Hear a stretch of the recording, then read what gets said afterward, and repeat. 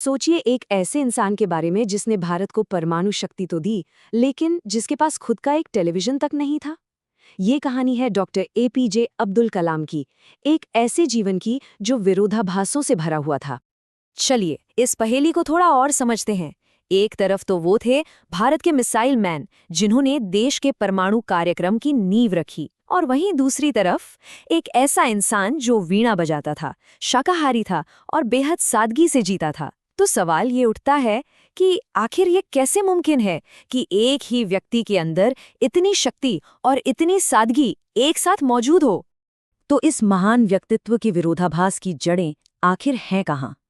जवाब मिलता है उनके बचपन और शुरुआती दिनों के संघर्ष में। चलिए इस पहेली को सुलझाने के लिए उनकी कहानी को एकदम शुरुआत से देखते हैं। कहानी शुरू होती है रामेश्वरम के एक गरीब परिवार से, जहां एक छोटा बच्चा अपने परिवार की मदद के लिए अखबार बेचता था। लेकिन उसकी आंखों में सीखने की एक अलग ही चमक थी, आसमान में उड़ने का एक सपना था, और इसी सपने ने उन्हें पहले फिजिक्स और फिर एरोस्पेस इंजीनियरिंग की दुनिया तक पहुंचाया। और फिर आया वो मोड़ जिसने उनकी जिंदगी की दिशा ही बदल दी।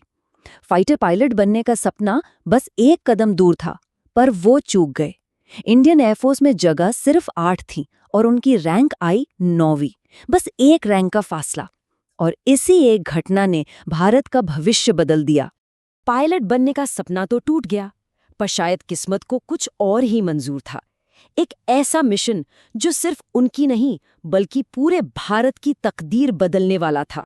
और इसी मिशन ने उन्हें वो नाम दिया जिससे आज हम सब उन्हें जानते हैं, भारत के मिसाइल मैन। उन्होंने अपनी पूरी जिंदगी भारत के सिविलियन स्पेस प्रोग्राम और मिलिट्री मिसाइल टेक्नोलॉजी के नाम कर दी। इसरो में प्रोजेक्ट डायरेक्टर के तौर पर उनकी पहली बड़ी कामयाबी थी SLV-3। साल 1980 में जब इस रॉकेट ने रोहिणी सैटेलाइट को कामयाबी के साथ ऑर्बिट में पहुंचाया, तो ये भारत के स्पेस मिशन के लिए एक ऐतिहासिक पल था। इसके बाद IGMDP के हेड के तौर पे उन्होंने भारत के लिए एक सुरक्षा कवच बनाना शुरू कर दिया। अग्नि, पृथ्वी, आकाश, त्रिशूल और नाग, ये सिर्फ मिसाइलों के नाम नहीं थे, ये भारत की बढ़ती ताकत की निशानी थे, और इन सब के पीछे कलाम का दिमाग और नेतृत्व था। और फिर आया साल 1998, पोखरण 2 परमाणु परीक्षण।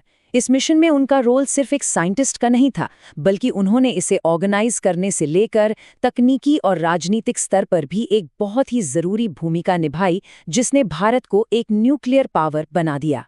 लेकिन कहानी में अभी एक और मोड़ बाकी था, एक ऐसा मोड़ जिसकी शायद किसी ने उम्मीद भी नहीं की होगी। एक वैज्ञानिक जो मिसाइल और परमाणु बम बनाता था, अब वो लैब से निकलकर सीधे राष्ट्रपति भवन पहुंचने वाला था। साल 2002 में वो भारत के 11वें राष्ट्रपति चुने गए, और बहुत जल्द अपने सरल स्वभाव और लोगों से सीधी जुड़ाव की वजह से उन्हें एक नया नाम मिला, जनता का राष्ट्रपति। पर यहाँ ये सोचना लाजमी है कि जिसके हाथ में इतनी वैज्ञानिक और राजनीतिक शक्ति हो, देश के लिए उसका असली मकसद क्या था? क्या वो सिर्फ सैन्य ताकत बढ़ाना चाहते थे या उनका सपना कुछ और था? इस सवाल का जवाब बड़ा ही दिलचस्प है। उन्हें एक 10 साल की बच्ची से मिला। जब कलाम साहब ने उससे पूछा कि वो क्या बनना चाहती है, तो उसने कहा, मैं एक विकसित भारत में रहना चाहती हूँ। बस इसी एक लाइन ने उन्हें इंडिया 2020 किताब लिखने की प्रेरणा दी। उनका विजन सिर्फ मिसाइलों तक ही नहीं था। इंडिया 2020 में उन्होंने एक ऐसे भारत का सपना देखा जो कृषि, शिक्षा, हेल्थ केयर, इंफ्रास्ट्रक्चर और टेक्नोलॉजी में आत्मनिर्भर हो। वो भारत को एक नॉलेज सुपर पावर बनाना चाहते थे। और अब हम आते हैं कहानी के सबसे हैरान कर देने वाले हिस्से पर, एक ऐसा सच जो उनके वैश्विक प्रभाव और उनके बेहद साधारण निजी जीवन के बीच के गहरे अंतर को हमारे सामने लाके रख देता है।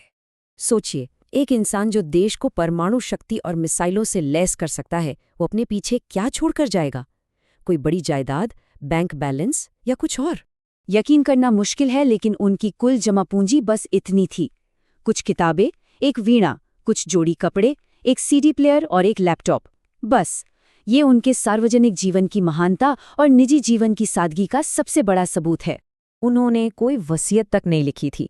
उनका ये मामूली सा सामान उनके बड़े भाई को दे दिया गया।